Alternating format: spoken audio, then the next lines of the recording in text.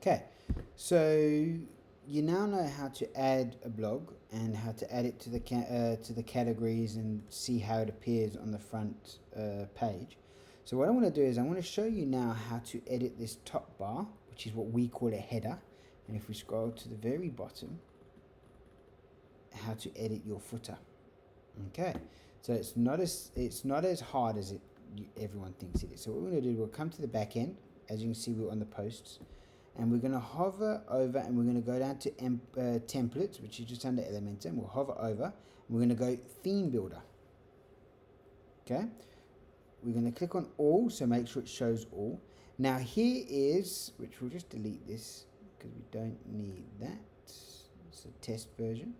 Okay, so there's your post layout. Now your post is your blog layout that I did.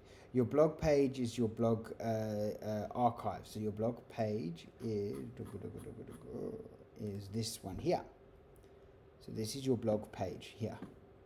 Okay, your footer, your header, your front page template, and your default kit. Your default kit you don't have to worry about. We're going to focus on your header and footer. Now I'm going to combine this into one video because it is quite a short one. So what I'm going to do is I'm going to right click on header, edit it with the Elementor, and then I'm going to do the same thing with the footer. So we're going to have the header and the footer open. Okay, so as you can see here, we're going to, there's the logo, there's the menu, there's these buttons, login. Okay, and then if we go to the footer tab, here you can see now that we are able to edit the partners, the gallery, and all this information. So we're going to start with the header. Okay, so what we're going to do is header, you can again, it's just changing an image. You can do what you need to do there. Your menu, which we will cover quickly at the end of this video, on how to change your menu and how to add to your menu. Okay, and then you've got your login and sign up. Now these login and sign ups shouldn't really need to be changed because they actually send them to a third-party website where they can go sign up or log in. Remember, this is just a visual side of, so your people think that they're logging in through your website. So it's just like an illusion login to your website, effectively. So you can click here, you can change the image if you want. So we'll make it a doctor, and as you can see, the image is small, but it's changed to a doctor. And then that we will do the same thing for sign up.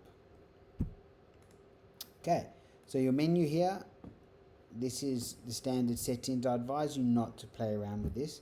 If you want to change the colors, you can go to style, and then you'll hover over your active.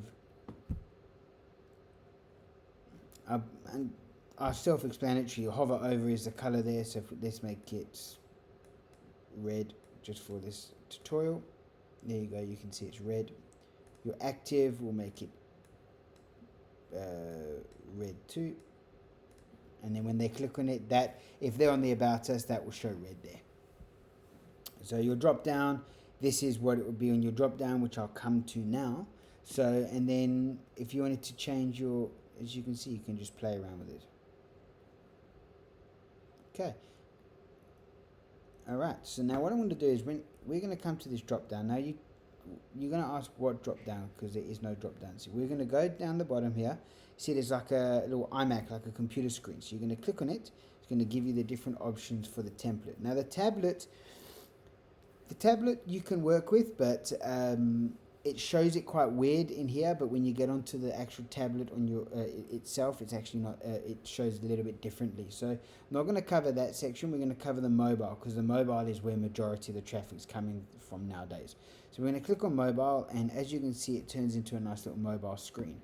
And now there's the drop down. So here's the drop down, so we can change the hover, the effect, the weighting, as you can see, you can change the horizontal padding, vertical padding. If you go to content, this is where your mobile drop down comes. You can make it go into the center if you want, or to the side, whatever you would like. So you can have your button placed there. So, and then that's really it. It's just a separate setting for your so for example, let's just click here, and what we're going to do is let's make the drop down padding, just go a bit crazy and do it like that. Okay, so now that's quite long. Let's go to the desktop. See, it hasn't affected the desktop layout. So whatever you do on the desktop will not affect the mobile. And whatever you do on the mobile will not affect the desktop. So what I'm going to do, just so that we're not going to save anything, I'm just going to refresh my page and go reload.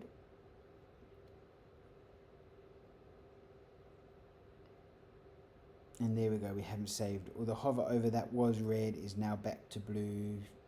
Okay, so now I'm going to show you how to edit the footer. So we're going to come back. This here is just basically a gallery.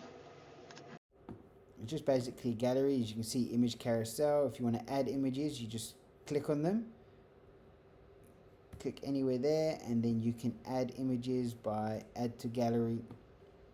So let's load these ones. You can see the ticks are there. So we're going to add to gallery. Now I've added these two. Insert to gallery, and then there you go. You can see that they've been added. If you want to rearrange them, you can just drag and drop the way you'd like. Let's just delete those. Okay, there you go. So that's basically how you're going to edit your partners' logos. Your footer down the bottom here. If you refer back to the contact page tutorial, I explained to you how these 4 columns worked. These 4 columns are basically just a duplication from the contact form. So you can see here that it's got a link for the mobile. If we click down here, it's got a link for the Google Maps. That's what we've done there, just to make it a bit more user friendly and saves people going to the contact page. But let's see what it looks like on the mobile. And as you can see, look just like that. Now if you wanted to make that full width, for example, you're going to click on the column and make that 100%. As you can see, it's pushed it like that. But now let's have a look what it looks like on the desktop. No change, because it has not affected what we've done on the mobile. So again, your images, you just click, you can upload. Okay, that's basically how you would edit your footer of your website. So what I want to do now is, again, I'm just going to refresh. Okay.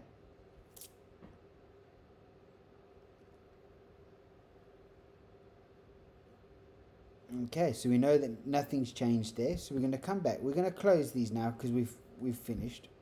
Okay, so now what I want to show you, I just would like to show you how to add things to the menu to make it appear at the top here. So what we're going to do is we're going to go to the back end, we're going to go hover over appearances and then click on menus. Okay, now you'll see here you can have different menus. So we'll click on primary. It should have, and it always has done in the past, that your primary menu will be the one that is selected first. So if you're looking at wanting to change the category, you'd have to come and change it there and then hit select. But for the time being, we'll just, argument's sake, just do that. Here is your current menu: home, about, news, testimonial. So now let's say we want to add terms and conditions. So what we'll do is we'll click on terms and conditions and add there. Now we can drag it underneath there, drag it there. Okay, we can even rename it to